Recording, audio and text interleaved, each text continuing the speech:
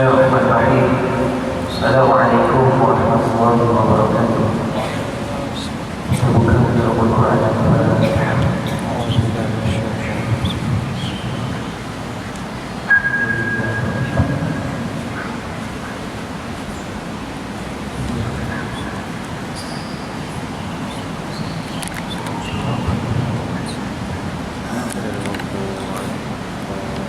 Bismillahirrahmanirrahim. Alhamdulillahi rabbil alamin. Wassalatu wassalamu ala asyrafil anbiya'i wal mursalin wa ala alihi wa sahbihi ajma'in. Subhanaka la ilma lana illa ma 'allamtana innaka antal halimul hakim. Qala rabbukum ufli sabri wa yassir li amri wahlul 'uqdatam min lisani yafqahu qawli. Allahumma shalli wa sallim wa barik ala sayyidina Muhammadin fil qulubi wa dawaiha wa afiyatil abdan wa shifaiha wa nuril ونحية النفوس وشفائها وعلى آله وصحبه ومن وسلم. يا حي يا قيوم يا بديع السماوات والأرض يا ذا الجلال والإكرام. يا الله لا إله إلا أنت أسألك من قلبي بنور هدايتك يا أرحم الراحمين. قال الله تعالى في القرآن الكريم: أعوذ بالله من الشيطان الرجيم. سبح لله ما في السماوات وما في الأرض وهو العلي الحكيم. يا أيها الذين آمنوا لم تقولون ما لا تفعلون كبر مقتا عند الله أن تقولوا ما لا تفعلون. Alhamdulillah, sadaqallahul azim. Alhamdulillah, bersyukur kita kepada Allah Subhanahu wa taala. Dan pada hari ini sekali lagi Allah memberikan kita waktu dan peluang bersama-sama kita berada di masjid.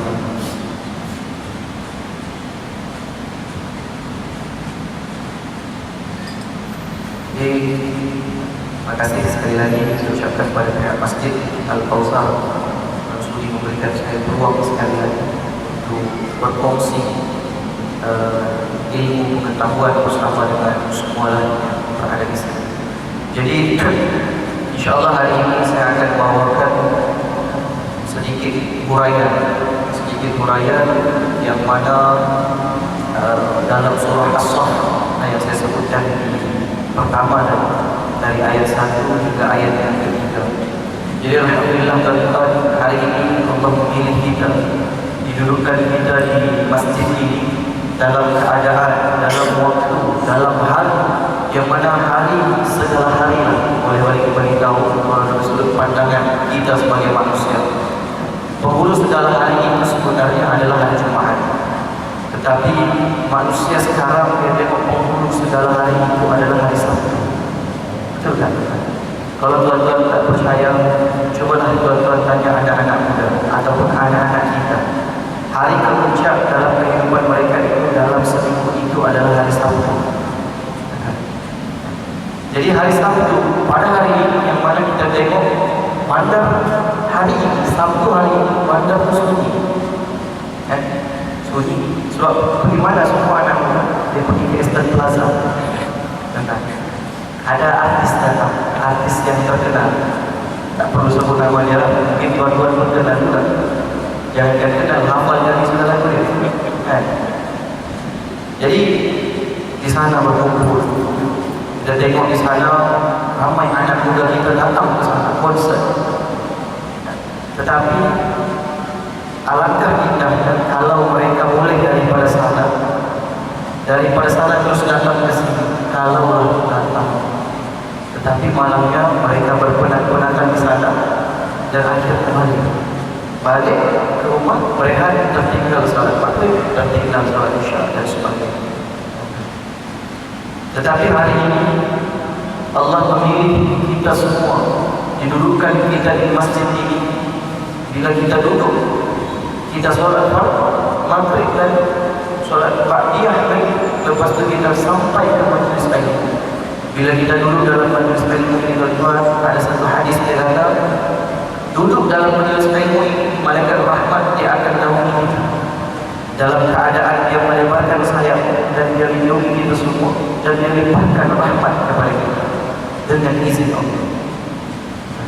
Kita duduk dapat pahala. Dan bila mana kita duduk ini, kita dalam keadaan kita duduk di masjid ini, duduk dalam keadaan kita menuntut ilmu, di dalam majlis ilmu, malaikat itu dia mendoakan sepanjang mana kita berada di majlis ilmu.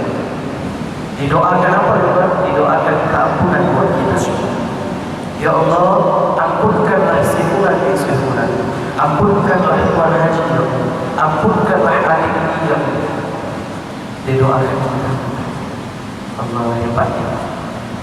Tetapi memanglah kita tidak boleh menghalang minat anak muda sekarang. Mereka tengok datang ke sana ramai-ramai, berhimpit-himpit. Dia hiburan itu kan. Saya ulas sedikit lah apa yang saya belajar. Hiburan ada dalam satu kitab kontemporari. Ada nama kitab itu kalau dalam bahasa Melayu, kitab itu namanya Fiqh Hiburan dan Rekreasi, yang dikarang oleh Syekh Dr. Yusuf Al-Qaradawi, Presiden Ulama sedunia. Dia kata hiburan boleh, tidak ada masalah. Hiburan boleh, tetapi yang tidak boleh adalah bila mana tidak mengamalkan atau tidak patuh kepada syariat. Misal contoh ada pergaulan bebas, lelaki dengan perempuan disatukan sekali, menari sekali. Itu yang menyebabkan hiburan itu menjadi haram. Dan yang kedua ada haram. Yang ketiga melalaikan. Jadi kalau kita tengok sekarang ini ramai banyak program-program seperti itu. Bukan nak marah mana-mana pihak, tidak. Cuma kita nak ambil iktibar daripada apa yang berlaku di dunia masa ini. Saya anak muda, saya tahu apa minat anak muda. Anak muda itu yang penting untuk masa akan datang kita. Kalau tuan-tuan fikir pasal hari ini sahaja, tidak tuan-tuan fikir di masa akan datang, apalah yang akan jadi dengan anak kita yang akan duduk di masa akan datang. Saya nak bagi tahu, saya cuba ambil satu nak selesaikan masalah ini. Saya buat satu usrah di masjid ini, di Masjid Al-Kausar ini, di bawah nama dia usrah sayang Allah dan Rasul. Ini untuk pelajar-pelajar sekolah. Setiap hari Sabtu pukul 1:30 di bawah. Kalau tahun lalu biasa tuan-tuan tengok di situ, itulah kami di bawah sana. Dan tadi saya panel jemputan. Yang datang ada tamu istimewa dari mu'alaf 2 orang. Saya malu juga kalau mu'alaf datang ke Islam. Sedangkan kita yang Islam dari dulu, dari lahir pun malas tak turun di majlis ini. Tapi mereka 2 orang bawa seorang bayi. Seorang ibu dia bawa bayi dia datang sekali, duduk dengar isian daripada panel jemputan. Saya rasa malu dan saya ragu-ragu nak menyampaikan sebab apa. Sebab kita malu sekali dengan orang yang baru masuk Islam tapi berhia-hia datang ke majlis lagi. Sedangkan kita yang dah lama Islam tapi malas dan berantam datang ke majlis. Tapi tuan-tuan yang berada di sini, alhamdulillah Allah pilih, Allah ringankan kepala kita, Allah ringankan hati kita, Allah ringankan kaki kita, Allah ringankan tangan kita, Allah ringankan diri kita ini datang ke sini solat fardu maghrib secara berjemaah dan kekal sampai sekarang untuk kuliah maghrib. Itu nikmat yang paling besar. Jadi tuan-tuan, hari ini seperti biasa, tajuk saya yang simple-simple, kampung, minyak, lepas tu solat, ilmu. Minggu lepas tentang diri. Hari ini tentang bicara. Bicara. Tajuk saya pada hari ini dia simple, tentang bicara yang mana bicara itu keluar daripada mulut ataupun lidah. Jadi saya bacakan dalam ayat ini. Dalam ayat ini, dalam surah As-Saff ayat 1 hingga 3. Ayat ini diturunkan di Madinah. Jadi dia dipanggil sebagai yang tergolong dalam ayat Madinah. Surah As-Saff. Jadi surah As-Saff ini bermaksud barisan, satu barisan. Dia dalam Al-Quran disebut ayat yang pertama, A'udzubillahi minasyaitonir rajim. Sabbaha lillahi ma fis samawati wa ma fil ardh wa huwal azizul hakim. Disebutkan telah bertasbih kepada Allah segala apa yang berada di atas langit dan segala apa yang berada di dunia, di bumi ini. Semuanya itu bertasbih kepada Allah. Ayat ini kalau kita tengok tafsir, dia nak bagi terang kepada kita, dia nak bagi terangkan kepada semua pembaca bahawa Allah itu bukan sekadar Tuhan biasa. Allah itu bukan hanya kita yang bertasbih kepada Allah, bukan. Tetapi nanti beritahu Subhanallah, telah bertasbih kepada Allah. Siapa dia? Subhanallah ma fis samawati wa ma fil ardh wa huwal azizul hakim. Apa disebutkan tuan? Segala yang ada di langit itu dan segala apa yang berada di bumi itu, dia mengucap tasbih kepada Allah. Dan dialah yang maha, dia itu dalam tafsir disebutkan, dia itu adalah Allah yang maha pengasih, yang maha kuasa, lagi maha bijaksana.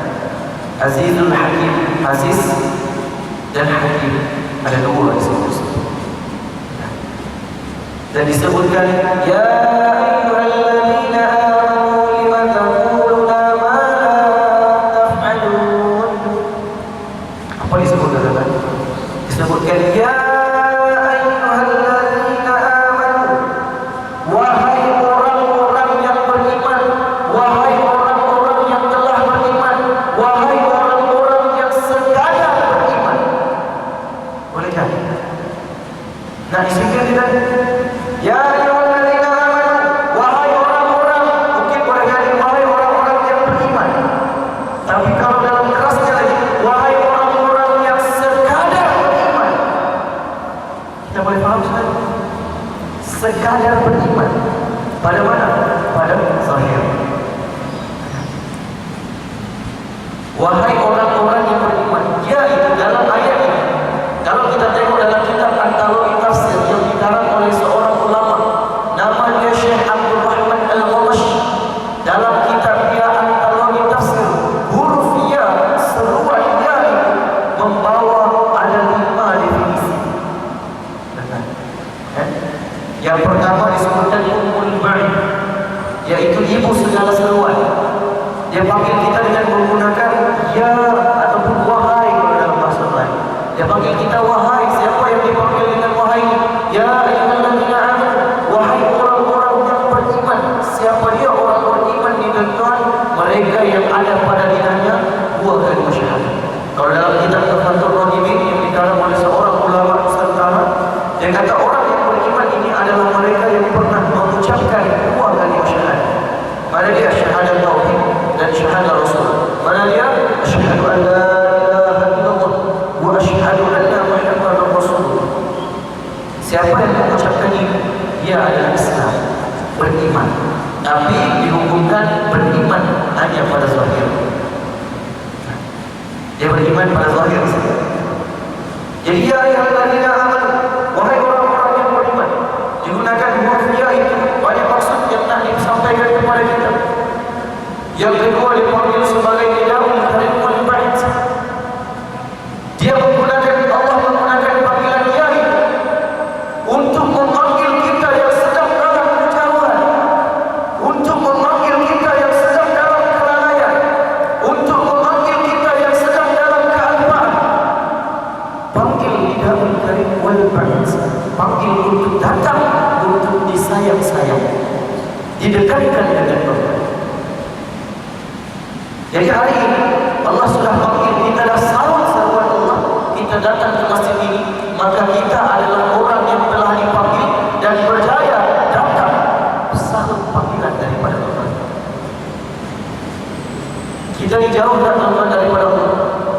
Nak kata jauh saya tak berani, nak kata kita ni jauh daripada Allah.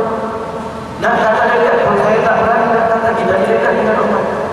Tapi ada beberapa yang boleh kita perumpamakan supaya menjawab kita di jauh atau dekat dengan Allah.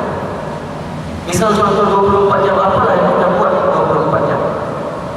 Mana yang lebih banyak kita tengok? mana yang lebih banyak kita buat beribadat atau dunia? Tak tengok ya. Saya bagi tengok yang ini lah. Al-Quran. Dalam masa 24 jam, berapa kali kita pegang Al-Quran ataupun berapa kali kita buka Al-Quran, baca satu ayat.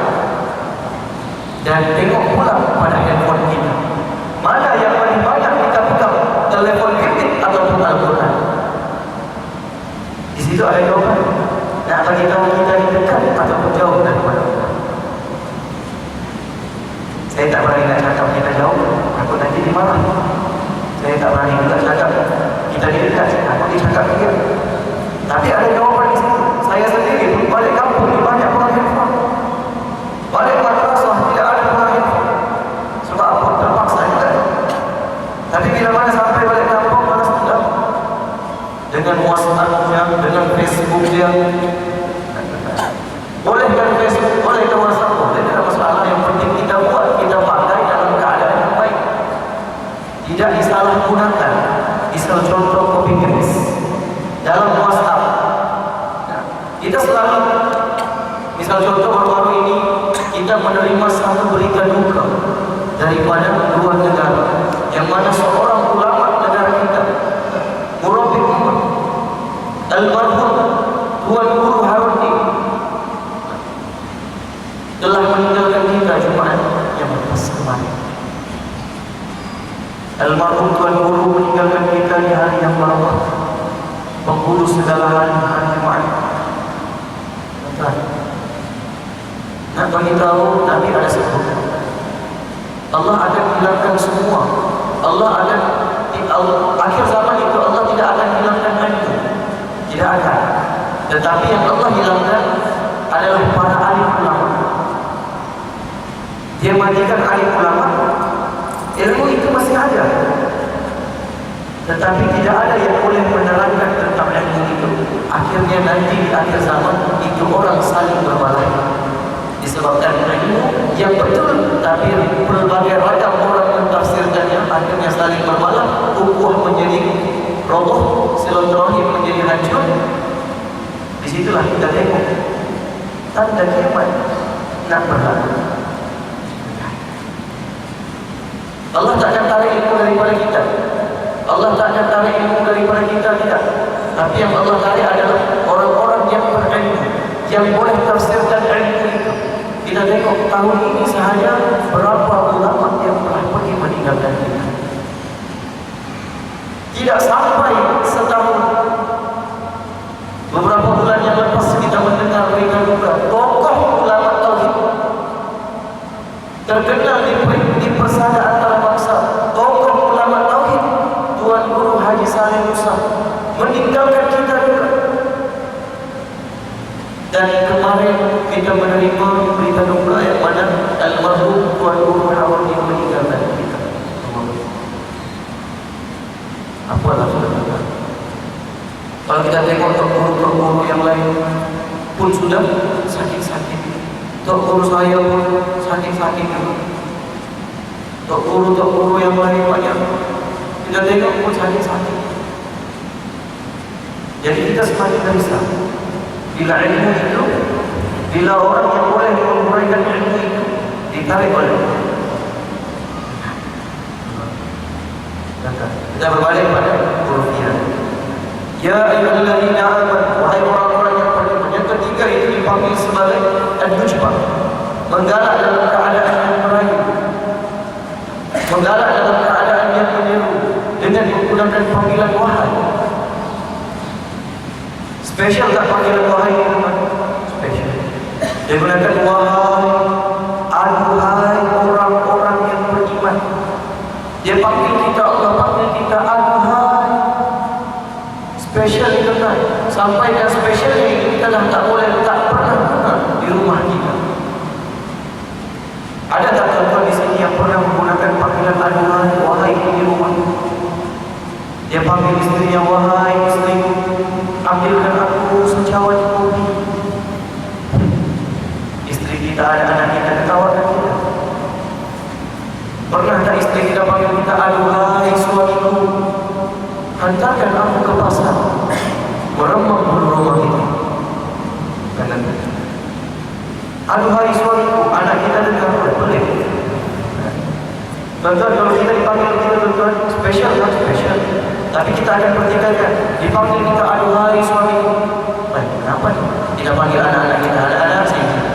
Salam Pak Tony, dan tak lama, 3 hari lagi. Boleh. Sebab apa? First time guna aduhai. Sebab apa? Spesial. Macam tu juga dalam Al-Quran. Bila Allah guna huruf ya, itu adalah panggilan yang spesial. Dipanggil kita, kenapa? Sebab yang keempat itu tazkirah. Ada peringatan.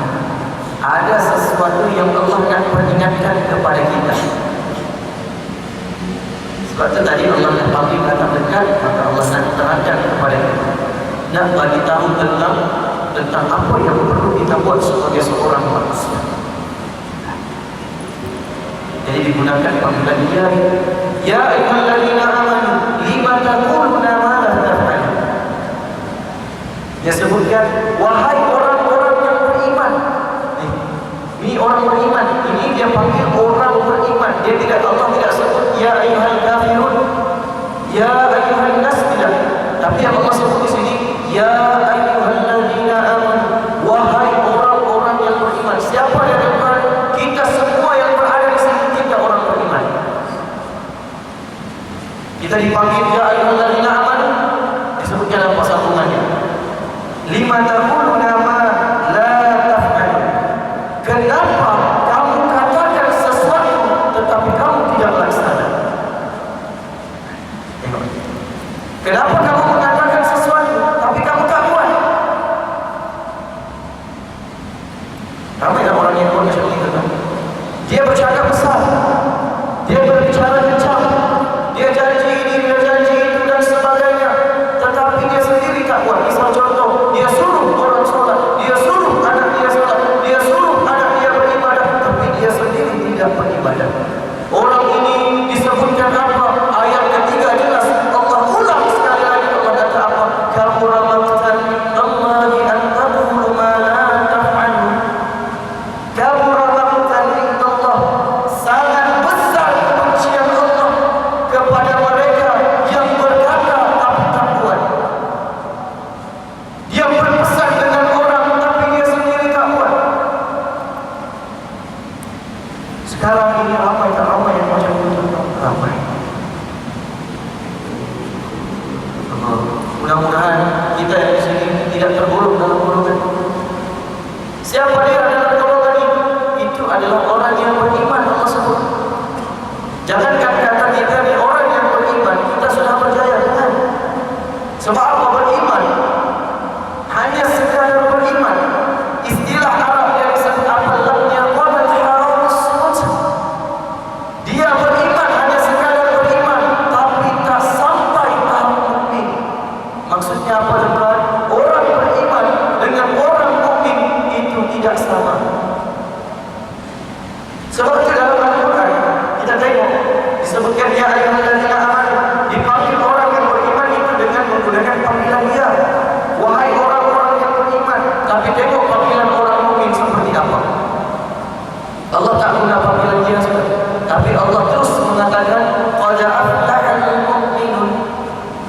Beruntung orang-orang mukmin. Jadi jelas orang beriman dan orang mukmin dia tak sama. Orang mukmin dia seperti apa? Orang mukmin disebutkan sambungan ayat itu adalah mereka yang buat solat, berpuasa di bulan Ramadan, mengeluarkan zakat dan sebagainya. Dan ciri-ciri orang mukmin kalau kita tengok dalam kitab hadis, kalau kita tengok dalam kitab-kitab dalam Al-Quran pun ada sebut. Orang yang mukmin ini, ciri orang mukmin, dia bercakap, dia beramal. Dia cakap, dia buat. Dia cakap, dia laksana. Tapi nak bagi tahu orang yang bercakap tapi dia tak buat, orang ini Allah sangat benci.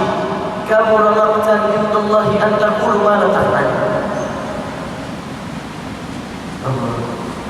Sangat besar kebencian Allah kepada mereka yang berkata tetapi mereka tak buat. Ini Allah sangat benci.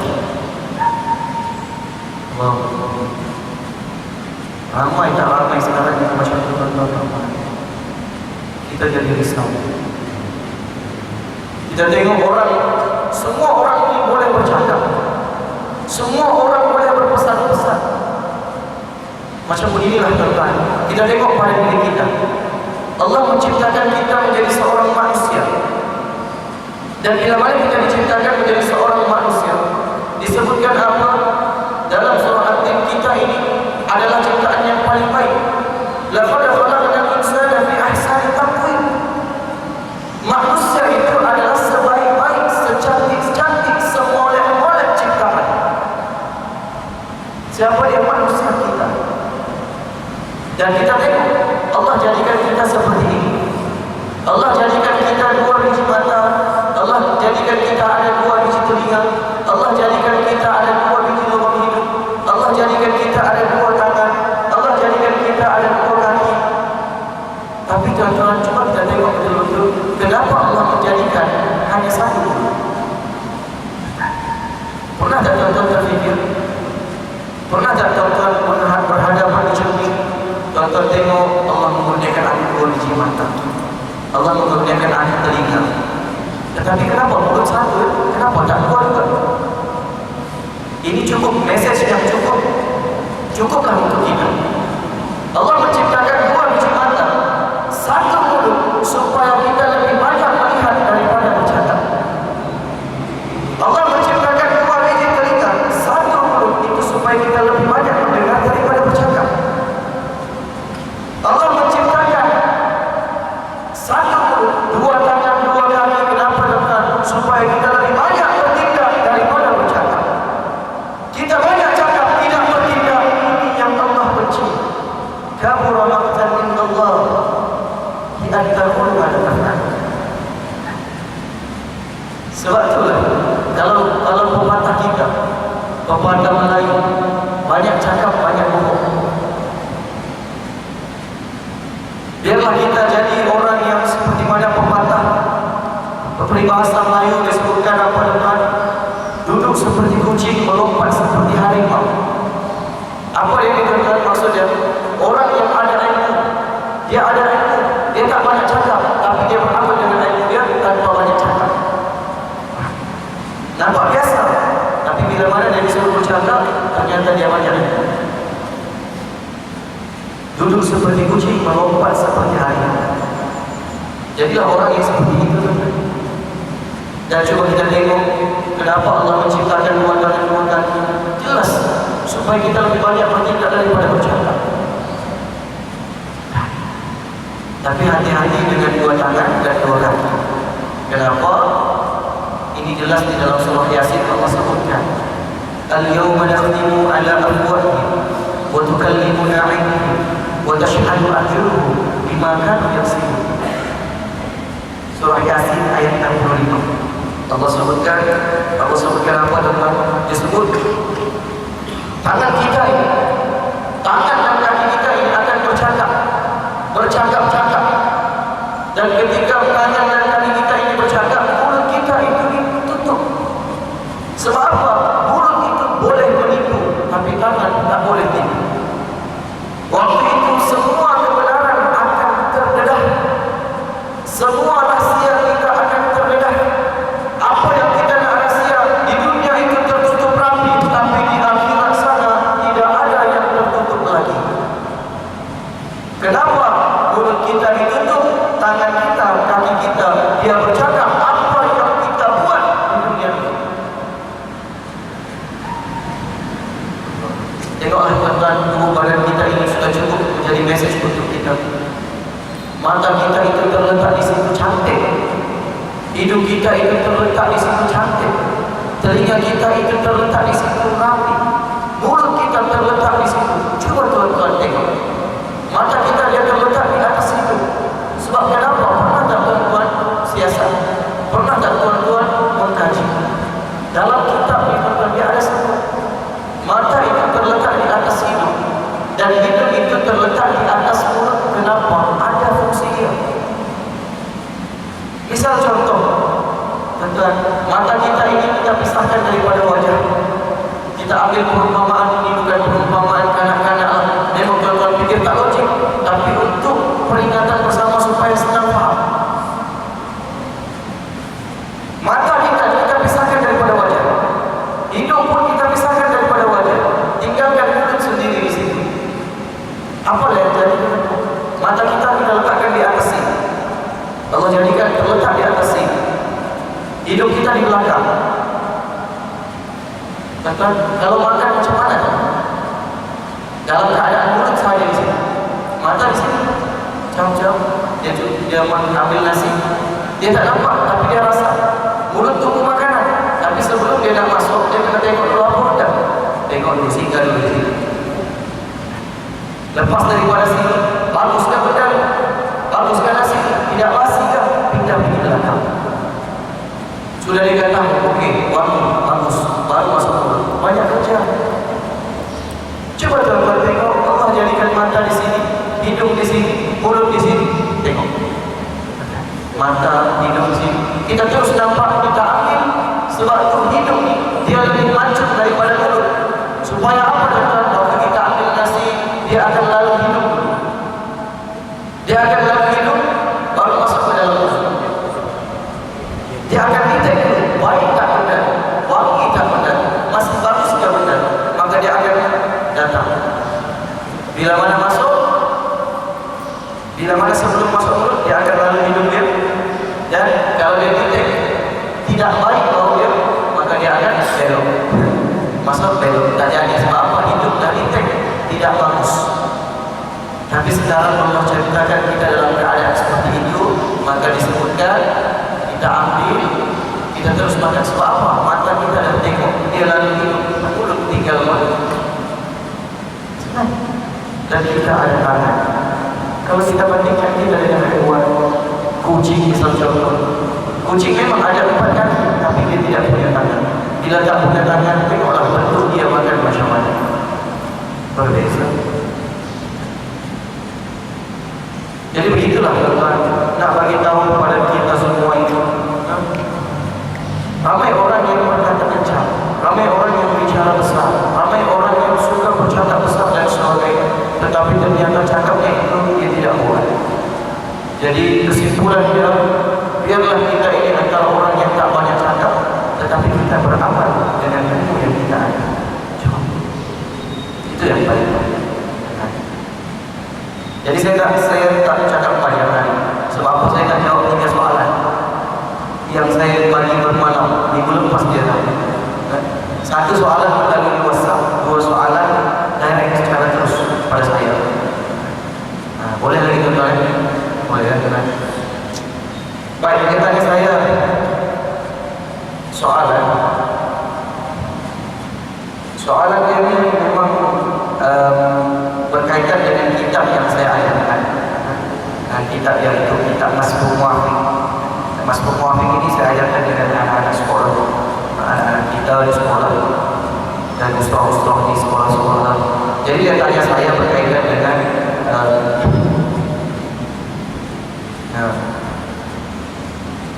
ada 3 soalan di sini. Yang pertama dia tanya saya berkaitan dengan Masbuk dan Muafiq. Dia kata apa itu Masbuk dan apa itu Muafiq, dan bagaimana situasi Masbuk ketika Masbuk, bagaimana situasi dia dalam keadaan imam sudah duduk tasyahud ataupun duduk tahiyat. Macam mana yang Masbuk? Itu soalan pertama. Soalan yang kedua dia tanya, boleh bagi perumpamaan yang jelas tentang mukhalafatuhu lil hawadits. Ini soalan yang susah sedikit lah. Nanti saya cuba juga jawabkan. Dan yang ketiga, kita jawab 2 soalan dulu. Yang ketiga nanti kita akan masuk. Baik, saya jawab soalan yang kedua ni. Mukhalafatuhu lil hawadits. Baik, mukhalafatuhu lil hawadits ini dia sebenarnya dalam kitab sifat 20. Dia ada sifat keempat bagi Allah Subhanahu Wa Taala, yaitu wujud, qidam, baqa, mukhalafatuhu lil hawadits yang keempat. Jadi apa dia tuan? Dia bingung. Dia kata dia bingung sebab apa? Dia kata bersalahan dengan segala sesuatu yang baru. Macam mana tu? Macam ini kan? Maksudnya mukhalafatuhu lil hawadits ialah bersalahan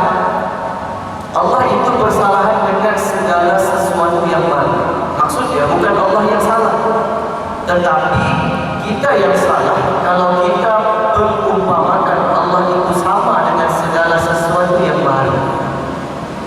Boleh faham? Baik, siapa yang baru sekarang ini? Ini kita manusia. Kita sebagai manusia, kita ini baru. Kita adalah baru.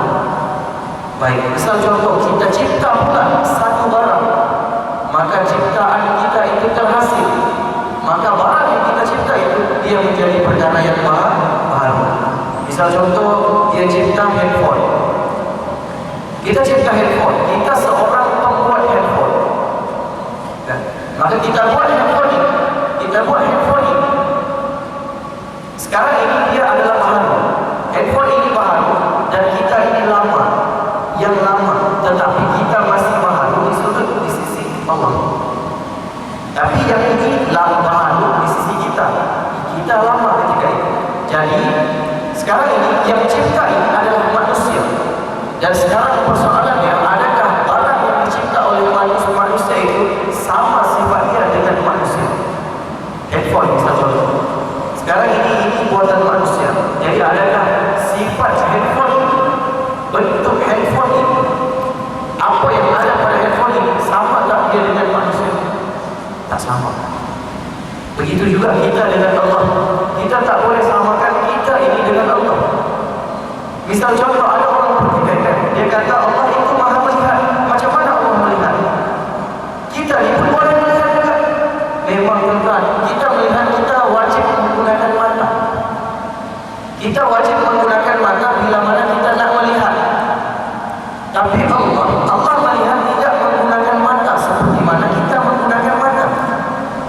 Kita boleh melihat, tapi Allah maha melihat. Maksudnya apa? Allah itu penglihatannya lebih hebat daripada penglihatan kita. Walaupun kita ada mata, Allah tak melihat dengan mata, tapi penglihatan Allah itu lebih hebat daripada penglihatan kita. Tapi coba kita lihat, coba kita fikir, ada orang dia ada mata, tapi Allah tarik nikmat penglihatan. Kan? Misal contoh, ada orang, saya ada kawan buta di madrasah. Saya urus dia 3 bulan, segini dengan saya.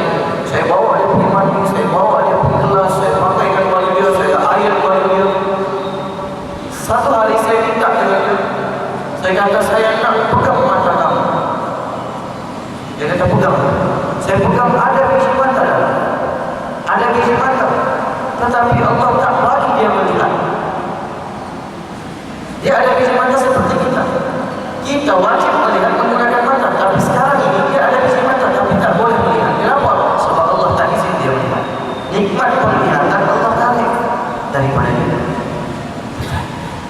Kita boleh tengok macam tu ya. Sebab tu kita ni yang boleh melihat, pastikan guna mata kita sebaiknya. Banyak sekali nikmat yang Allah bagi dengan kita. Sampai dia disebutkan wa inna nikmatullah la tuhsah. Jika kamu ingin menghitung nikmat yang aku bagi, la tuhsah, tidak akan berjaya. Banyak banget. Jadi mukhalafatuhul hawadits, dia sifat keempat bagi Allah, yang mana nak terangkan bahawa Allah itu tidak boleh kita samakan dengan segala sesuatu yang baru. Mana dia yang baru? Setiap makhluk, setiap ciptaan itu semua perkara yang baru di sisi Allah.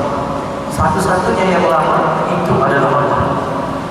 Dan tidak boleh kita sifatkan Allah itu sama dengan sesuatu yang baru. Misal contoh, tadi kita bagi perumpamaan telefon bimbit dicipta oleh seorang pencipta, yaitu manusia. Dan handphone itu tidak sama dengan pencipta dia. Kita boleh jelaskan.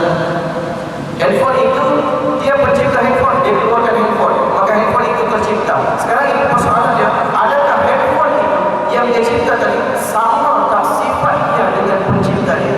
Tak sama. Itulah mukhalafatuhul hawadits. Nampak ya? Baik, soalan yang kedua, ini perlukan praktikal. Boleh tak? Boleh bagi saya izin untuk praktikal sini. Saya suka, saya biasa kalau dia tak kenal, mesti mau berdiri juga. Dan kalau boleh sampai ke ujung sana pun. Jadi saya perlukan 2 orang anak muda. 2 orang anak muda, boleh? 2 orang anak muda. Ini saya tengok satu yang paling muda saja. untuk kita terangkan tentang masbuk dan muafiq. Saya bagi penerangan sedikit. Tuan.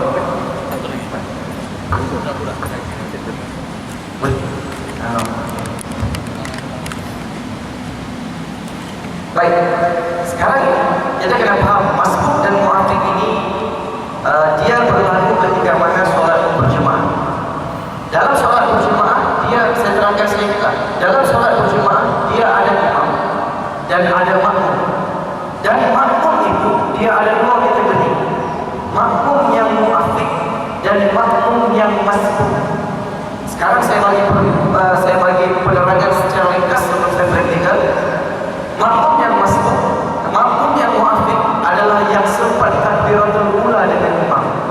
Ataupun simpel kita faham, waktu imam angkat takbir, dia sudah berada di belakang imam dan sudah bersedia. Maksud takbiratul ula, imam Allahu Akbar, dia terus sambut Allahu Akbar, dia dapat takbiratul ula. Orang ini dia dapat pahala yang sangat besar. Dia tergolong dalam makmum yang muafiq. Nah, sekarang itu makmum yang muafiq yang sempat berada di belakang imam ketika mana imam memulakan salat ataupun mula takbiratul ihram. Dapat makmum muafiq tadi, dia dapat takbiratul ula. Makmum yang masbuk adalah yang lambat datang ataupun yang tidak sempat bersama dengan imam ketika mana imam takbiratul ihram. Dia tak dapat takbiratul ula dan sebagainya. Baik, macam ini. Sekarang ini kita ambil macam ini. Baik. Sekarang abang baju biru ni dia adalah makmum, dia adalah imam. Dia adalah imam dan yang ini adalah makmum yang muafiq. Dan saya adalah makmum yang masbuk. Okey, tengok betul-betul kan. Sekarang ini yang baju biru ini adalah dia adalah imam. Imam dan ini adalah makmum yang muafiq. Makmum yang muafiq dan saya adalah makmum yang masbuk, yang lambat. Baik. Okey. Jadi saya ketika ini yang masbuk ni, saya keluar lagi masjid ataupun sedang dalam perjalanan dan sebagainya. Dan ini imam angkat takbir, angkat takbir. Imam angkat takbir Allahu Akbar. Dia sambut terus Allahu Akbar. Allahu Akbar. Ketika mana imam angkat takbir, dia terus sambut. Ini dia dapat takbiratul ula. Pahala dia besar. Ini orang makmum yang muafiq. Dia dapat sudah bersama dengan imam. Sebab apa? Dia dapat penuh dengan imam. Ini makmum yang muafiq. Sekarang yang masbuk, situasi dia makmum yang muafiq, masbuk, dia baru datang. Maksudnya imam sudah baca surah lazim. Misal contoh dia baca qul huwallahu ahad, Allahus samad. Saya baru datang, saya yang masbuk baru datang. Allahu Akbar. Saya baru datang dan saya Allahu Akbar. Di hadis sudah walam yulad walam yakul lahu kufuwan ahad. Dia terus ruku. Dia ruku, misal contoh dia ruku. Ini ruku. Dan saya macam mana yang masbuk, ketika mana imam ruku, Fatihah kita tak habis lagi, kita terus ruku, Fatihah kita potong. Sebab apa? Fatihah kita wakilkan dengan imam. Tapi berbeza dengan yang muafiq. Yang muafiq dia tak boleh sembarangan potong Fatihah. Bila imam kira 4 maju betul. Imam dia terlalu laju sampai dia ini tertinggal Al-Fatihah. Dia muafiq. Bila ruku imam, lepas itu dia baru sampai ihdinas siratal mustaqim. Dia potong terus ruku, batal dia. Sebab apa? Dia adalah muafiq. Dia makmum yang muafiq. Tidak boleh. Dia kena habiskan. Dia wajib habiskan Fatihah. Dia wajib habiskan Fatihah. Lepas itu baru ruku. Tetapi saya yang masbuk tadi. Okey, dia baca habis. Dia terus Allahu Akbar. Ruku Allahu Akbar, Allahu Akbar. Saya baru masuk Allahu Akbar. Saya tak baca Fatihah, saya terus masuk Allahu Akbar. Dapat tak saya bertemu rakaat dengan mereka? Dapat. Walaupun saya tak baca Fatihah. Tapi macam mana biasa berselisih. Misal contoh berselisih.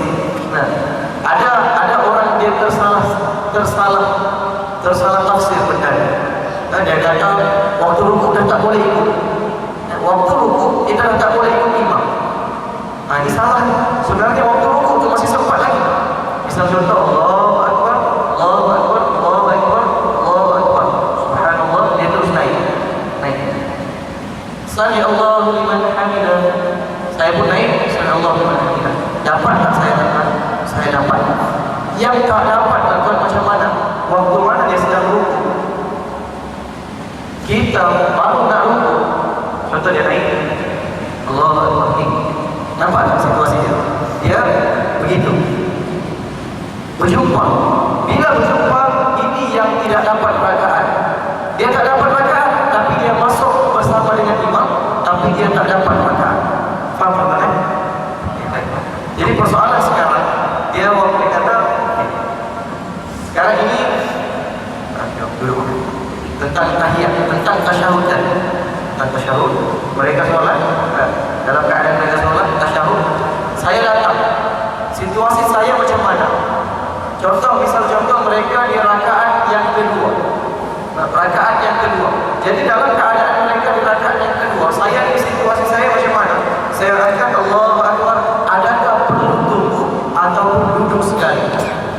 Yang afdal Allahu Akbar, kita terus duduk. Duduk. Jangan yang kita buat semua. Allahu Akbar rukuk, tidak baru duduk. Jangan buat. Kita terus masuk. Tapi tuan-tuan nak pesan, ini kita tidak dapat rakaat, tapi masuk solat berjemaah.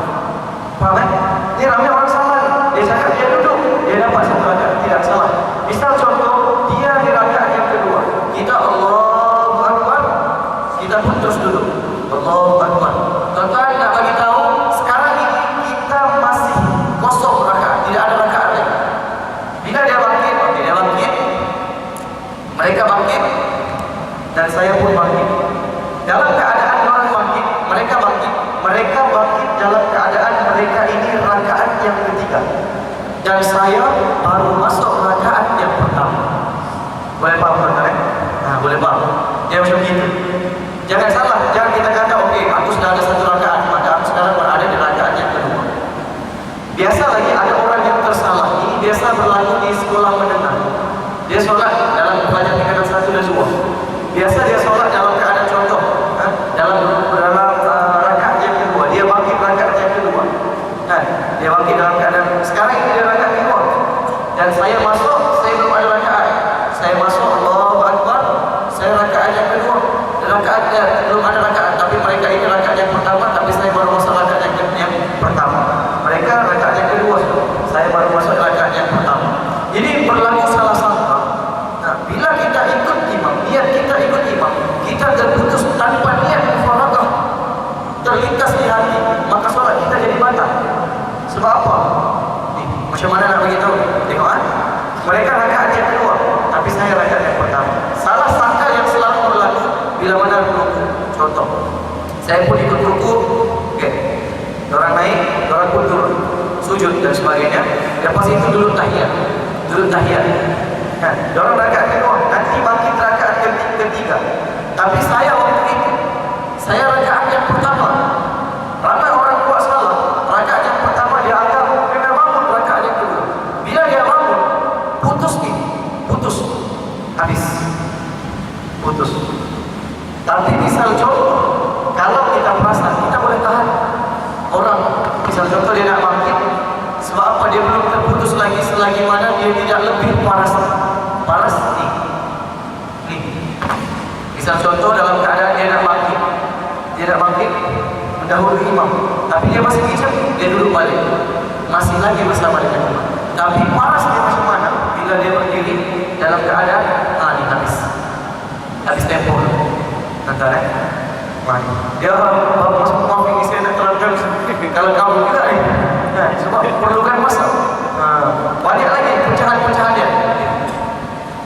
Saya cerita ini yang biasa berlaku lah. Apa yang selalu berlaku di masjid kita, mungkin di kampung kita. Sebab ini selalu berlaku di masjid kampung saya, di madrasah saya selalu berlaku. Misal contoh, sekarang ini masbuk dan muafiq dan imam dan makmum, dia dalam keadaan sholat berjemaah. Sekarang ini saya di saf yang pertama, mereka ini saf yang kedua. Tiba-tiba saya terbatal. Apa yang perlu saya buat?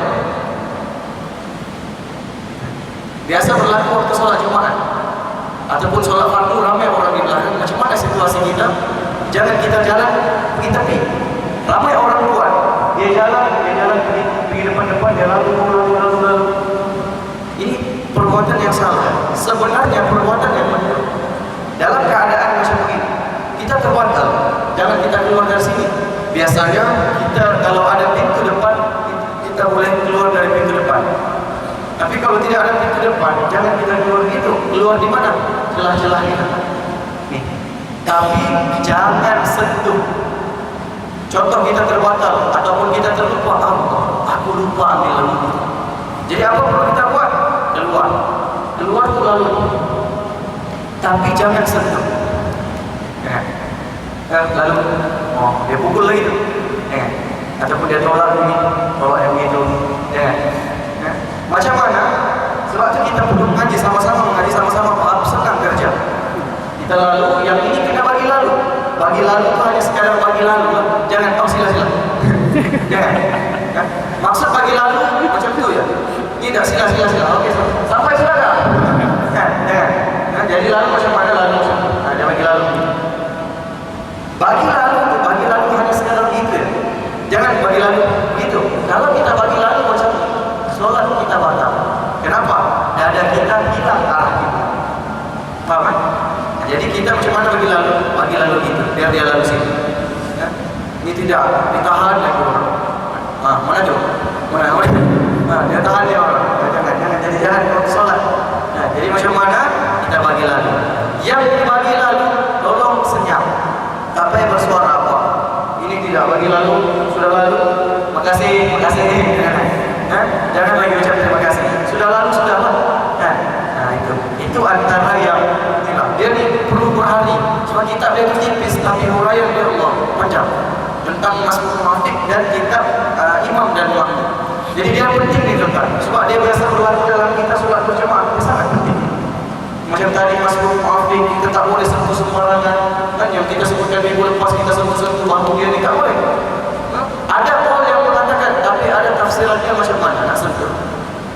Kita nak masuk solat, tumpang dengan dia. Kita kena qaul ya Allah Akbar. Kalau kita sentuh, dosa besar. Kita bangun, kita terus sentuh. Allah Akbar. Kita dapat dosa besar. Kenapa? Kita ganggu dia solat. Sebab kenapa? Nak sentuh dia, kena masuk dalam solat. Barulah kita boleh kita sentuh dia.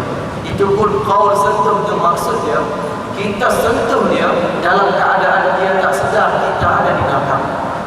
Kita boleh sentuh. Sentuh tu pun macam mana? Sentuh hanya sekadar sentuh. Dan sentuhan dia tu tidak lebih pada 3 saat. Maksudnya jangan hinggap lama. Ini dah hinggap lama ni. Yang sebelah tu apa ni? Jadi macam mana? Jangan lebih 3 saat kita sentuh. Dan sentuhan tu di mana tuan-tuan? Sentuhan betul-betul jangan dipukul, jangan dikorek, jangan diurut, jangan naik begitu ingat, jangan. Macam mana? Hanya sekadar sentuh, tidak urut lagi. Ya Allah sedap ya lagi. Jangan. Jadi macam mana? Sentuh ya. Tidak lebih pada 3 saat. Bagi singgah dan lepas. Kita sentuh. Faham? Macam tu. Tapi ada orang tak faham. Dia sentuh ni, dia tengok belakang. Itu yang bahaya. Jadi itu berkaitan dengan nantilah tuan-tuan, kalau Allah saya pulang sekali lagi, saya bercita-cita juga nak buat kursus tahsin solat. Selama setakat. Terima kasih. Setakat ni tuan-tuan, saya bagi tahu berkaitan dengan tahsin solat. Iaitu Nabi saya yang pergi, yang boleh buat, yang dia buat itu memang saya belajar daripada dia, iaitu almarhum ibu saya. Jadi pernah juga almarhum berpesan untuk meneruskan tahsin itu. InsyaAllah saya akan cuba usahakan nak buat tentang pergerakan semua takbiran yang berdiri tegak ke apa dan sebagainya. Dan kita akan cuba usahakan mungkin kalau saya balik lagi ke sini lah untuk bercuti dan sebagainya. Ya tuan-tuan, soalan ketiga itu saya biarkan dulu tuan-tuan, sebab lebih masalah tadi. Tapi saya ingat bagi buat satu pengumuman sebenarnya saya balik kampung ni bukan balik suka-suka. Memang cuti, tapi kalau di Kelantan hari raya haji sebenarnya itu adalah sangat meriah, lebih meriah daripada hari raya biasa. Cadang saya tak akan balik, tapi ini bukan hanya sekadar doa, tapi ada permintaan juga. Saya balik sebenarnya atas tanggung jawab sebagai seorang anak lelaki yang sulung di rumah. Dan sekarang ini bapak saya sedang terlantar di hospital, sedang terlantar, dibawa pulang ke rumah sekarang untuk tunggu tarikh dia dihantar ke TP Kota Kinabalu Hospital Likas. Dan bapak saya disyaki mengidap kanser tulang. Sekarang ini bapak saya hanya tidak boleh balik, tidak boleh duduk, dan di rumah asal saya tengok bapak saya macam merasa tak nak tengok lagi. Sebab apa bapak saya dia tak boleh duduk, tak boleh balik. Apa dia buat tuan? Dia berharap sepanjang hari. Jadi harapan saya kan, saya balik hari Kamis ini ke Kelantan atas tanggung jawab seorang pelajar juga. Jadi saya mohonlah pada semua jemaah masjid ini yang datang pada hari ini mendoakan agar kesembuhan berpihak kepada bapak saya, walaupun memang susah nak sembuh. Moga-moga Allah memudahkan urusan kami sekeluarga. Apa tuan, kami ini bukanlah keluarga yang senang. Nak beritahu keluarga kami memang tidak susah juga, cukup-cukup. Tapi bila mana ada masalah seperti ini, kos perawatan dia pun taklah nak cakap macam mana. Cukuplah tuan-tuan mendoakan kami semua agar dipermudah urusan bapak saya. Semoga baik-baiklah semuanya terkait. Mohon didoakanlah bukan bapak saya, sebab bapak saya pun ialah saya tahu memang kita semuanya akan pergi. Cuma saya tak bersedia lagi. Sebab apa, dulu saya waktu nak mengaji agama, saya mendapat tantangan hebat daripada ayah saya. Sebab apa? Bapak saya ingat saya mengaji di universiti, tapi saya tak ingat. Saya lari. Bila lari, saya lari ke pusat latihan dakwah. Lari balik, pulang tak diterima oleh keluarga. Saya dibuang daripada rumah, diusir keluar. Baru tak sampai 2 jam di rumah, bagasi saya dilempar turun ke bawah. Dia kata saya tak terima kamu balik. Saya lari ke Kelantan belajar di sana. Bila saya lari ke Kelantan, setahun kemudian saya datang balik ke Kelantan. Bahwa ketika itulah nak beritahu, mulalah sudah bapak saya cuba menerima saya dan sebagainya. Dan setakat ini saya cuba mengubah kehidupan keluarga saya, bapak saya terutamanya, dalam keadaan seperti itu. Dan itulah tuan-tuan, memanglah kita susah nak mengubah orang yang berusia daripada kita. Dan cukuplah ada seorang anak yang bertanggung jawab dan seorang anak yang dekat dengan Allah. Moga-moga Allah memudahkan urusan anak itu. Kalaupun bapaknya susah nak masuk ke dalam surga, anaknya pun tidak seberapa, tapi sekiranya ada anak yang sanggup membacakan Quran, yang boleh solatkan jenazah dia nanti dan sebagainya, itu sangat baik. Jadi saya mohonlah, saya mengambil kesempatan ini, mohon maaflah saya ambil masa sedikit ini untuk meluahkan perkara ini. Mohon didoakan bapak saya semoga dipermudahkan urusan tuan. Jadi itu saja daripada saya. Sekiranya terkasar bahasa tersindir dan tahan dipakai daripada kaki. Semoga Allah menerima amal kita pada hari ini. Semoga kita ini tergolong orang yang bercakap, dan dia bercakap itu dalam keadaan dia mengamalkan ilmu ataupun percakapannya. Sekadar itu saja daripada saya. Sekian wabillahi taufiq wal hidayah. Assalamualaikum.